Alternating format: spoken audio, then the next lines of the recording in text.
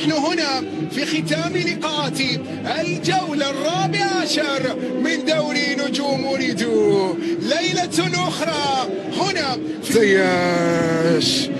رحبا بكم يا حكيم في دوري نجوم أوريدو. يستعد القادم الجديد الآن حكيم زياش للنزول والحضور في أرضية ملعب اللقاء. زياش في ليلة ظهوره الأولى، زياش في ليلة ظهوره. التغييرات، الكرة الثابتة، المحاولة، أسامة طناس الكرة عالية وبعيدة وكل البعد من همام، التمريرات، المساحات الضيقة وبجميل والكرة. اللقاء الأول همام الأمين يلعب كرة حكيم زياش، لمسة أولى لحكيم، بعد ذلك محاولة استلام كنت عبد السلام الذي جاء بديلا. لم تستمر مغامرة الكرة الماضية وبعد ذلك مرت وذهبت. شوف رباط الكرة من أجل إدراك الوقت. شوف محاولة بعد ذلك، نقلة أمامية في المساحة، المعز تسديده مرة أخرى لوائل عاشور يغلق الزاوية، يبعد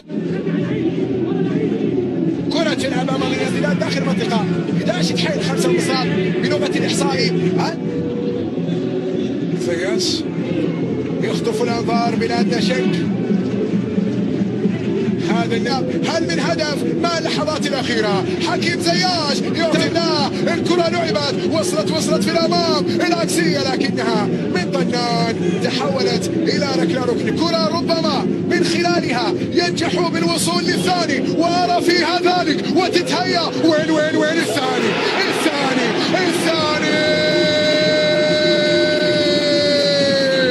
عبد السلام الأحرق يأتي بهدف الانفرادي بالصدارة، الثالث للطوفان. يلا زياش سدد حكيم وكورة الثاني، لكنه يتألق لؤي عاشور ويمنع وضعت الكرة الماضية. تعود يوم إصرار أسامة طناس.